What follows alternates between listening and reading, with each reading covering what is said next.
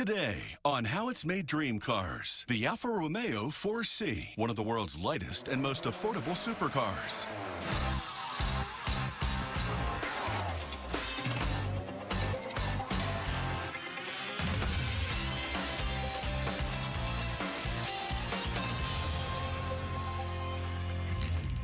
The 1967 33 Stradale is the stylistic ancestor of the all-new 4C. Long considered one of the most beautiful cars in the world, the Stradale embodies the Alfa Romeo tradition. Founded in Milan in 1910, the company became involved in car racing as early as 1911. In racing, form follows function, and this ethos was central to the design of the Stradale. It's the reason the car remains a timeless classic, and it's the reason it was chosen as the inspiration for the 4C. The new 4C may recall the Stradale on the outside, but the resemblance is only partial. Alfa Romeo has designed and engineered this 21st century supercar to meet a completely new set of criteria.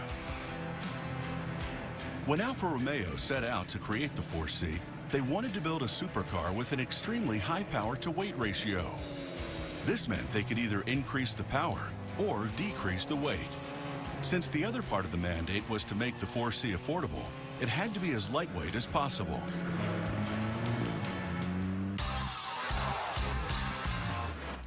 At the heart of the Alfa Romeo 4C is its unique chassis.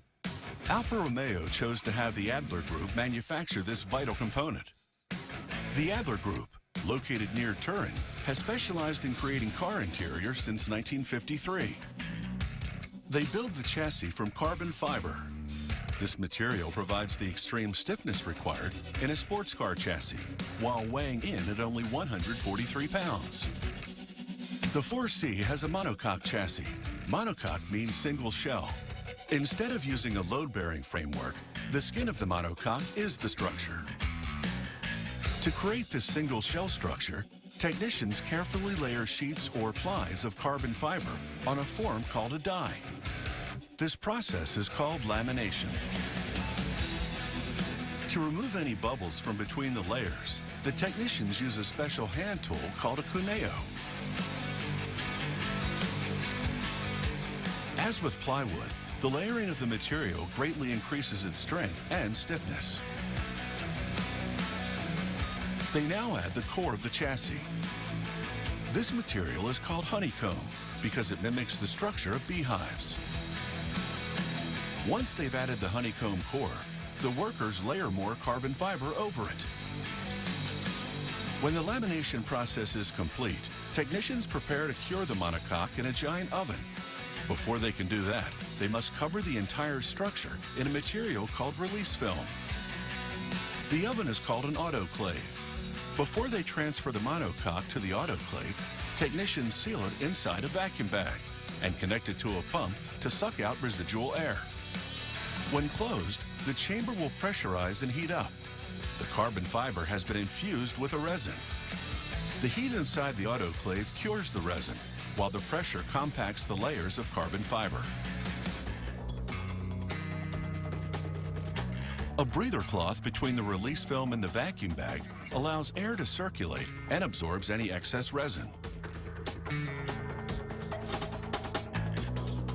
When the autoclave has finished its job, workers take the monocoque out and then release it from the die. Next, a CNC machine goes to work. It drills all of the necessary holes, where assembly technicians will attach the monocoque to the rest of the car. It also uses various tools to sand down any areas that require flattening. Using a remote-controlled probe, a technician checks the dimensions of the finished monocoque. A computer ensures that they meet the design parameters. Carbon fiber infused with resin is called pre-preg. Among other advantages, using pre-preg allows Alfa Romeo designers to incorporate elements like the door pillars into the monocoque.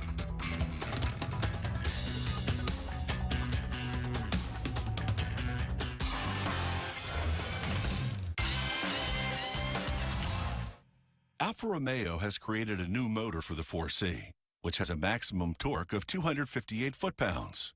Despite its power, it weighs only 295 pounds because it's made almost entirely of aluminum.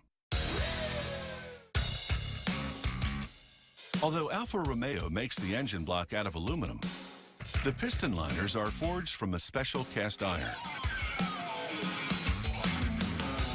The piston liners may start out with a thickness of 2 millimeters, but the finish machining process will reduce them by 50% to just 1 millimeter. When installed and finished, they're so thin you can barely tell they're there. Installing the liners is an extremely delicate operation. First, a robot removes an engine block from an oven. The robot then places the piston liners partway inside the other block. Because this block has just emerged from the oven, the aluminum has expanded, allowing the liners to slide in easily. Jets of compressed air prevent the liners from touching and potentially scratching the walls of the liner openings. Next, a second machine picks them up, aligns them perfectly, and sinks them into position. The robot will then transfer the engine block back to the oven for the cooling process. As it cools off, the aluminum will contract around the cast iron liners. When the oven door opens again, the robot places the finished block inside. It will move through different zones inside the oven, cooling off slowly and evenly. This important step prevents deformation or cracking. Once the engine block is cooled and contracted around the piston liners, they can be finished. A device called the honing machine goes to work. The machining done here is so precise that engineers measure the tolerance in microns. A horizontal machining tool polishes the crankshaft housing. Water mixed with a liquid called cutting fluid helps the finishing machines meet the parameters required by the engineers.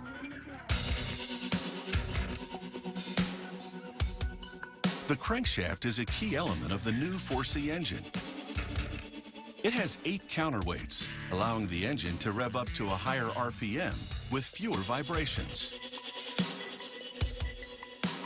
Technicians must ensure that those 8 counterweights are perfectly balanced. They use a computerized system to monitor its movement.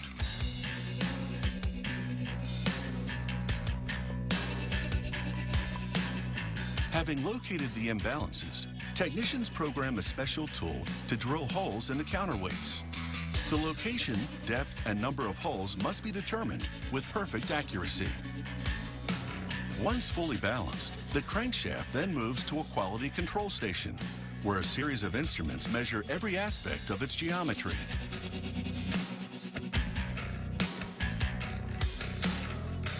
Technicians now prepare to install the crankshaft in the engine block. First, an automated camera surveys the crankshaft to make sure all the half bearings and thrust bearings are in place. Next, a robotic arm runs a bead of black sealant around the perimeter of the bottom part of the block. Once the sealant is in place, the top part of the aluminum block goes on. Technicians will then bolt it in position. It's now time to install the pistons. The engine block arrives at this station with the crankshaft already in position and the 4 pistons ready to go. A robot picks up the first 2 pistons and places them inside the liners. A second robot rotates the crankshaft so that it's in the correct position. The robot picks up the remaining pistons and installs them. The second robot ensures that the piston's connecting rods are properly attached to the crankshaft. At the next station on the assembly line, robotic cranes slide along an overhead track and lower a component called the cylinder head on top of the engine. The cylinder head closes into pistons, forming the internal combustion chamber. This is the final step in building the 4C engine. It's now time for a thorough quality control test of the engine. Technicians put the 4C motor through its paces. As the engine runs, they keep an eye on their gauges as they measure 30 different parameters, including power, pressure, and RPMs. As the engine revs, the turbo gets so hot it begins to glow. Although most of the engine is aluminum, the turbocharger is steel. It must endure temperatures as high as 1870 degrees Fahrenheit.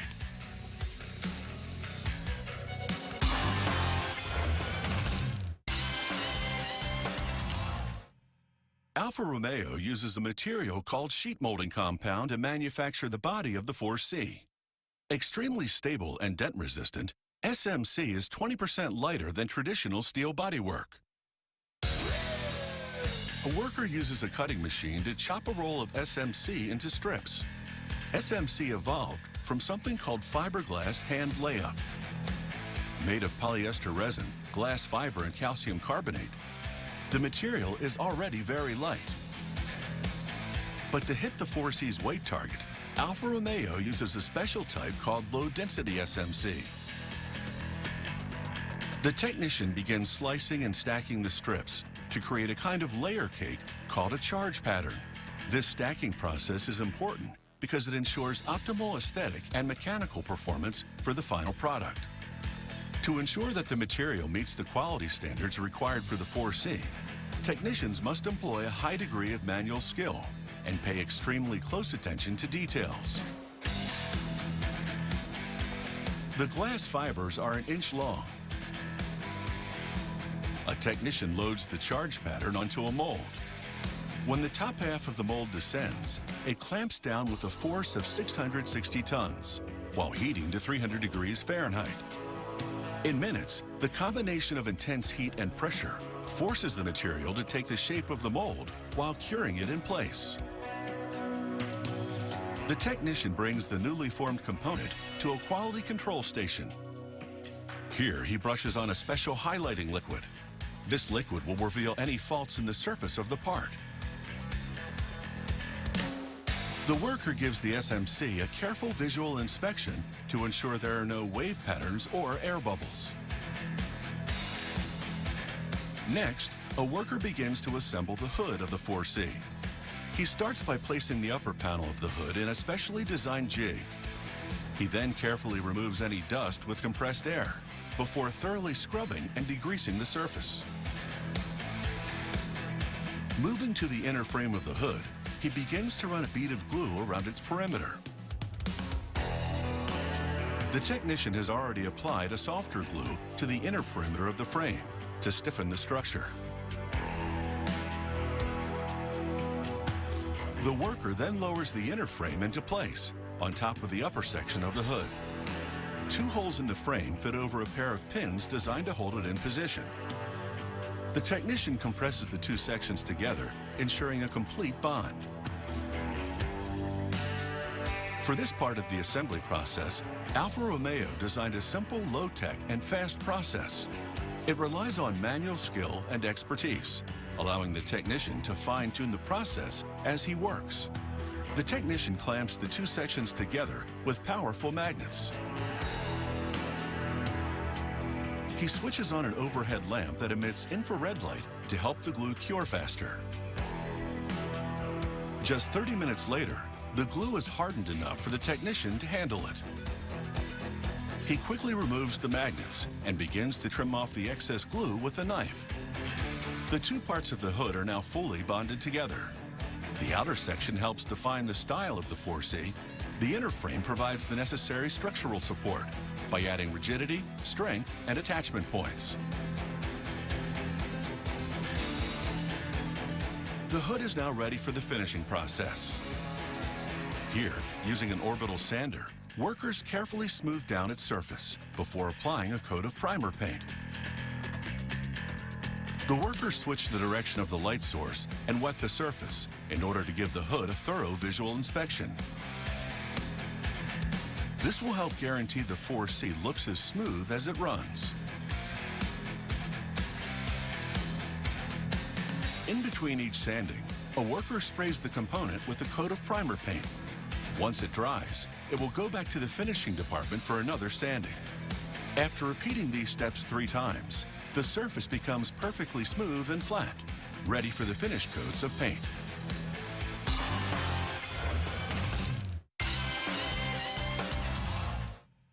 Once Alfa Romeo has built the parts, it's time to bring them all together. But assembling an unusual vehicle like the 4C requires skilled craftsmen who have specialized experience putting together unique cars. To assemble the 4C, Alfa Romeo decided to collaborate with Maserati, another legendary Italian car manufacturer. Here at the Maserati headquarters in Modena, a team of expert technicians begins the process by constructing the underbody. They bring together the aluminum front and rear frames with the carbon fiber monocoque.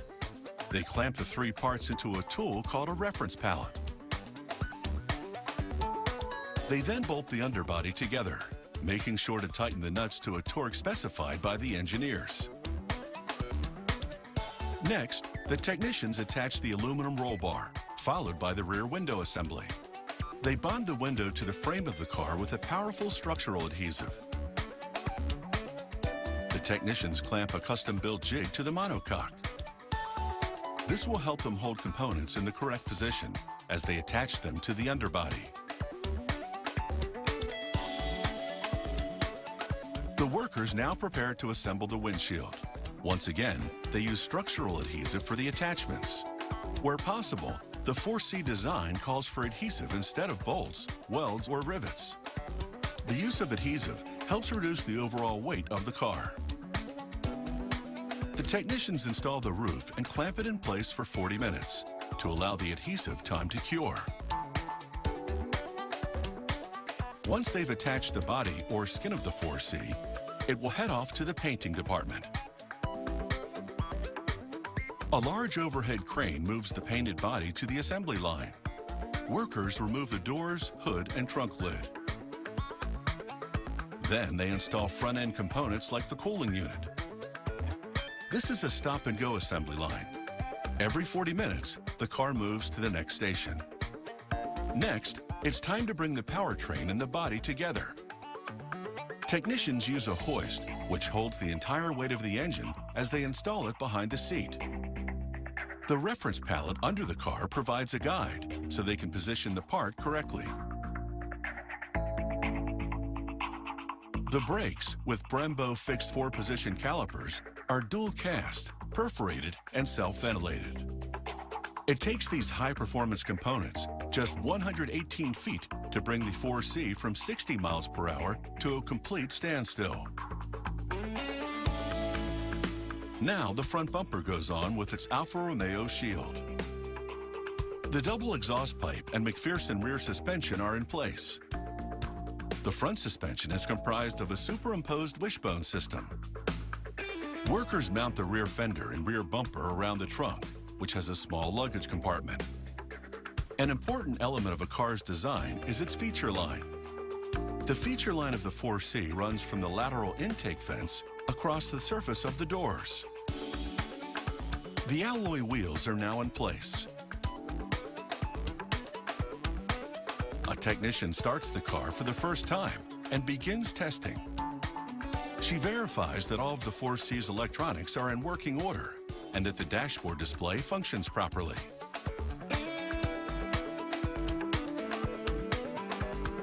The rolling wheel on the floor is called a rattle bench. It simulates rough driving conditions. Using this, a driver can fine-tune the car's suspension to eliminate any squeaks and rattles. He starts with the front before switching and tuning the rear suspension. Alfa Romeo used race technology for the 4C suspension systems. Here, nozzles positioned at different heights spray the 4C with water. They subject the car to different intensities of simulated rainfall, including soft English drizzle, spring showers, and tropical downpour. Workers check the interior for signs of any infiltration. A driver now takes the 4C for a spin on a track outside Maserati's Modena plant. The track is designed to be uniformly bumpy. Next, 2 technicians spend 40 minutes examining every inch of the car's surface for defects. As with some other supercars, Alfa Romeo offers an online configurator, which allows customers to reconfigure the 4C according to their personal taste.